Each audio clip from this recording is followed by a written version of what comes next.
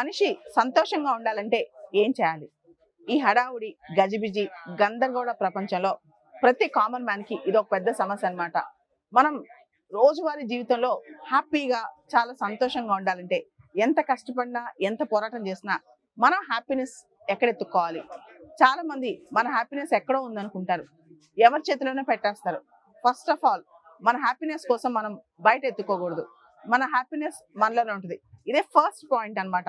మన సంతోషం మనలోనే ఉంటుంది, మనతోనే ఉంటుంది.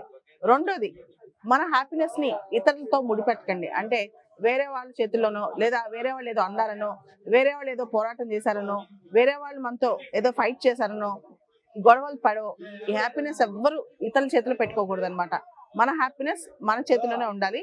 మన హ్యాపీనెస్ ఇతరుల చేతుల్లో ఉండదు. ఇతరుల వల్ల మన హ్యాపీనెస్ అనేది ఇంపాక్ట్ అవ్వకూడదు, దానివల్ల ప్రభావం అవ్వకూడదు. మూడోది, ఎన్ని కష్టాలు వచ్చినా, ఎన్ని సవాళ్ళు వచ్చినా పాజిటివ్ యాటిట్యూడ్ ఎప్పుడు కూడా చాలా పాజిటివ్ గా ఉండాలన్నమాట.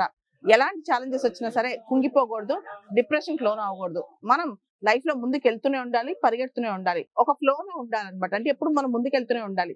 పరిగెత్తలేకపోతే కనీసం నడవగలగాలి, నడవలేకపోతే స్లోగానే స్టెప్ వేయగలగాలి.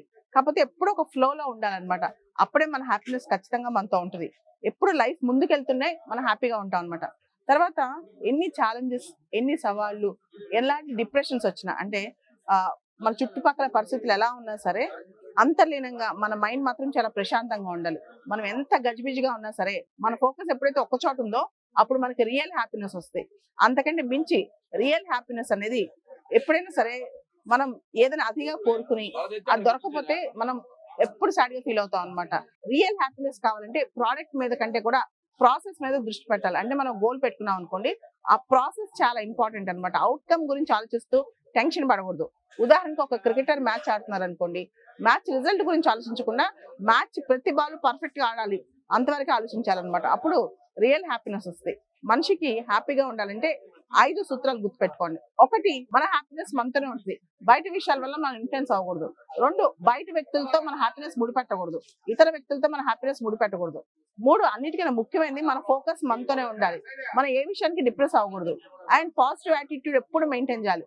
అన్నిటికన్నా ఇంపార్టెంట్ లాస్ట్ పాయింట్ ఏంటంటే గోల్ కంటే కూడా ప్రాసెస్ మీద, అంటే ప్రతిరోజు ఎంజాయ్ చేయాలి. ఉదాహరణకి నీకు ఒక ఎంటర్‌ప్రెన్యూర్ కావాలనుంది, లేదా ఐఏఎస్ కావాలనుంది, ఒక క్రికెటర్ కావాలనుంది.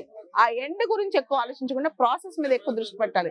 అంటే ప్రతిరోజు దానికోసం ఇంక్రిమెంటల్ గా ఎలా ఇంప్రూవ్మెంట్ చేస్తున్నాం, ఇవన్నీ కనుక ఫాలో అయితే మనం చాలా సంతోషంగా ఉంటాం అనమాట. ప్రతిరోజుని ఎంజాయ్ చేయగలుగుతాం. లేకపోతే ఈ గజిబిజి గందరగోళ ప్రపంచంలో జీవితంలో చాలా లూజ్ అయిపోతాం. కాబట్టి హ్యాపీనెస్ మీద, ఆనందం మీద దృష్టి పెట్టండి, లైఫే మారిపోద్ది.